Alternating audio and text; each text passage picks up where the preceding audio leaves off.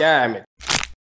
ఏంటిటా కుండబద్దలు కొడతా అట్ట. నమస్కారం, కుండబద్దల ప్రేక్షకులకి స్వాగతం. నేను గౌతమ్ కాటా. ఈ వీడియోలో నేను మీతో చెప్పాలనుకునే అంశం బిచానా ఎత్తేసిన పెద్ద సజ్జల పిల్ల సజ్జల.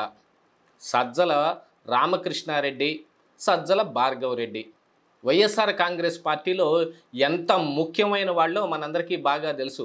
సజ్జల రామకృష్ణారెడ్డి అంటే equal to the CM, de facto సీఎంగా పేరుగాంచాడు, సకల శాఖ మంత్రిగా కూడా పేరుగాంచాడు. ఇక పిల్ల సజ్జల భార్గవరెడ్డి అయితే వైఎస్ఆర్ కాంగ్రెస్ పార్టీ సోషల్ మీడియాని నారా లోకేష్ మీద దుష్ప్రచారం చేయటానికి ఎన్ని రకాల ప్రయత్నాలు చేయాలో అన్ని రకాల ప్రయత్నాలు చేశారు. ఓడిపోయి 11 సీట్లకే జగన్మోహన్ రెడ్డి పరిమితం అయిపోవటంతో ఇప్పుడు వీళ్ళిద్దరూ కనిపించకుండా పోయారు. ఎక్కడికి వెళ్ళిపోయారు, వీళ్ళు బిచానా ఎందుకు ఎత్తేశారు అనేది ఈ వీడియోలో నేను మీకు వివరించబోయే ముందుగా మన కుండబద్దలు ప్రేక్షకులందరికీ నా మనవి, వీడియో నచ్చితే కనుక ఖచ్చితంగా లైక్ చేయండి, మరొక 10 మందికి షేర్ చేయండి. ఇక ఆంధ్రప్రదేశ్ రాష్ట్రంలో చుక్కాణి వేసి వెతికినా కూడా సజ్జల రామకృష్ణారెడ్డి ఆనవాళ్ళు కానీ సజ్జల భార్గవరెడ్డి ఆనవాళ్ళు కానీ ఎక్కడా కనిపించటం లేదు అనేది సోషల్ మీడియా నిండా విపరీతంగా ప్రచారం జరుగుతోంది.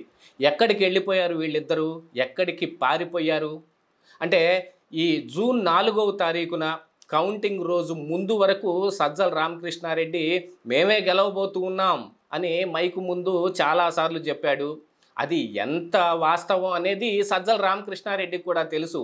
కాకపోతే కౌంటింగ్ అయిపోయే వరకు ఉన్న కార్యక్రమాలు ఏదైతే ఉన్నాయో, అంటే జగన్మోహన్ రెడ్డి తాలూకు కానీ లేకపోతే మిగతా మంత్రుల తాలూకు కానీ ఎవరికైనా బినామీ ఆస్తులు ఎవరి పేరు మీద ఉన్నాయో అవన్నీ ట్రాన్స్ఫర్ చేయించుకోవటం కోసం, లేదు అధికారుల్ని ఒత్తిడి పెట్టి ఈ వైఎస్ఆర్ కాంగ్రెస్ పార్టీ నాయకులకు కావలసిన కాంట్రాక్టర్లందరికీ డబ్బులు ఇప్పించుకోవడం కోసం, ఎందుకంటే ఎన్నికల ముందే ఒక 14,000 కోట్ల రూపాయలు పోగు చేసి తీసుకొచ్చారు. దేనికి? గవర్నమెంట్ సొమ్ముతోటి ప్రజల ఓట్లు కొనడం కోసం, డైరెక్ట్ బ్యాంక్ అకౌంట్లోకి వేయడం కోసం, డీబీటీలో ఏ పథకాలు ఉన్నాయో వాటన్నిటిలో ఈ డబ్బులు వేసి వాళ్ళని మభ్యపెట్టే కార్యక్రమం చేయడానికి వాలంటీర్ల ద్వారా వాళ్ళందరి ఓట్లు తాము పొందటానికి వేసిన ప్లాను ఎలక్షన్ కమిషన్ ద్వారా అప్పుడు విపక్షంలో ఉన్న చంద్రబాబు నాయుడు పార్టీ నాయకులు గట్టిగా పోరాడి మరీ దాన్ని చేయనీయకుండా చేశారు.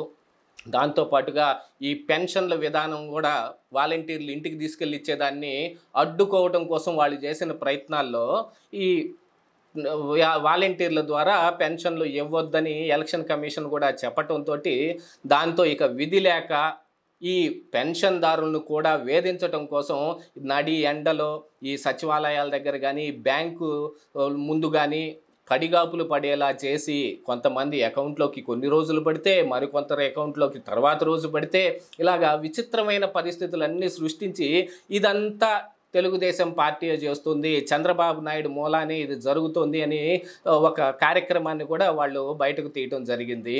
ఏది ఏమైనప్పటికీ ఓటరు మాత్రం నిర్ణయించుకున్నాడు, ఈసారి జగన్మోహన్ రెడ్డి పీడ విదిలించుకోవాల్సిందే, ఈ పీడని విరగడ చేసుకోకపోతే మనకి ఇక అభివృద్ధి ఉండదు అని ఓటరు నిర్ణయించుకున్నాడు. కాబట్టి కేవలం 11 సీట్లు అంటే 11 సీట్లు మాత్రమే వైఎస్ఆర్ కాంగ్రెస్ పార్టీకి వచ్చాయి.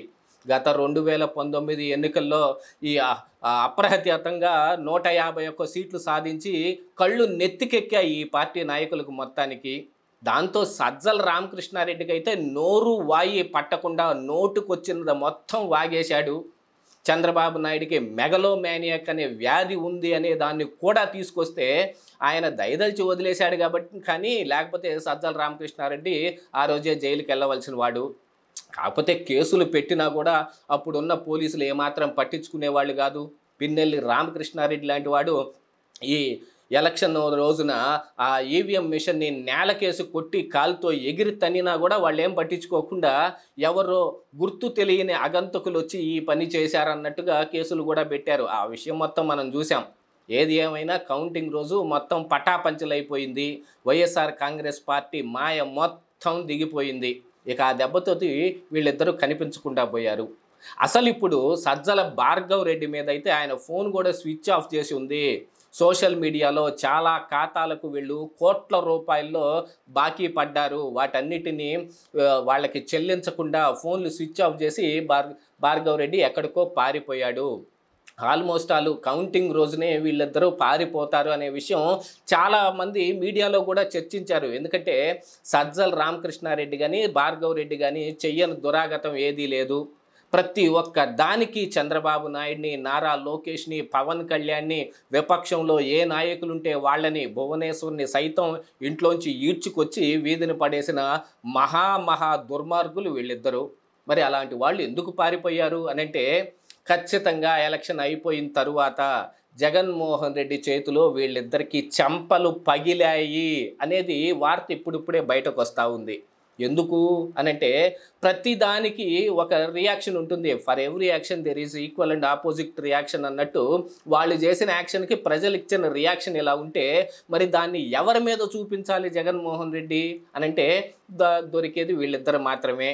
ఒకప్పుడైతే విజయసాయి రెడ్డో ఈ కౌన్సిల్లో ఈ 3 రాజధానుల బిల్లు ఎప్పుడైతే ఆగిపోయిందో ఆ రోజున బొత్స సత్యనారాయణకి వీళ్ళందరికీ బాగా వడ్డించాడు జగన్మోహన్ రెడ్డి అని అప్పటి నుంచే ఉంది. ఎన్నో టీవీలు పగిలిపోయాయి, ఫోన్లు పగిలిపోయాయి అనే వార్తలు కూడా బయటకు వచ్చాయి. అలాంటిది మరి వీళ్ళిద్దరి చెంపలు పగలకుండా ఉంటాయా? సజ్జల రామకృష్ణారెడ్డో సజ్జల భార్గవ్ రెడ్డో ఇక వైఎస్ఆర్ కాంగ్రెస్ పార్టీలో నెంబర్ 2 స్థానాన్ని ఆక్రమించేశారు. అసలు ఎమ్మెల్యేలు సైతం జగన్మోహన్ రెడ్డిని కలవకుండా ఆపటంలో సజ్జల రామకృష్ణారెడ్డి పెద్ద పాత్రే పోషించాడు.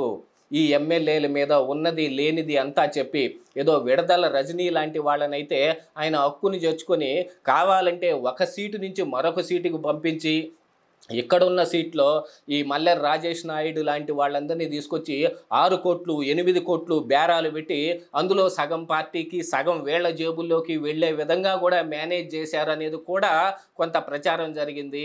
మల్లెల రాజేష్ నాయుడు అయితే ఖచ్చితంగా మీడియా ముందుకు వచ్చే చెప్పాడు, 6 కోట్ల రూపాయలు నేను వాళ్ళ చేతిలో పోసాను, 3 కోట్లు తిరిగి వచ్చాయి, ఇంకా 3 కోట్లు తిరిగి రాలేదు అని. మరి దాని విషయం ఏమైందో ఇంతవరకు తెలియదు. ఇలాంటి ఒక దురాగతాలు మొత్తాన్ని సజ్జల రామకృష్ణారెడ్డి చేయటం మూలానే వైఎస్ఆర్ కాంగ్రెస్ పార్టీ ఇంత ఘోరంగా పరాభవం పొందటం జరిగింది అని జగన్మోహన్ రెడ్డి వాళ్ళ మీద చెయ్యి చేసుకున్నాడు అనేది వార్త.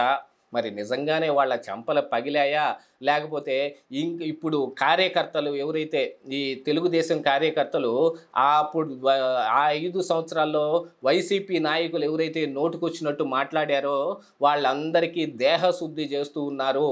అలాగనే మనం కూడా కనిపిస్తే అలాంటి పని ఏదైనా జరుగుతుందేమోనని భయపడ్డారో తెలియదు కానీ ఇద్దరు విదేశాలకు పారిపోయారనేది మాత్రం మనకి చూచాయిగా అందుతున్న సమాచారం. ఇదే ఈరోజు కుండబద్దలు.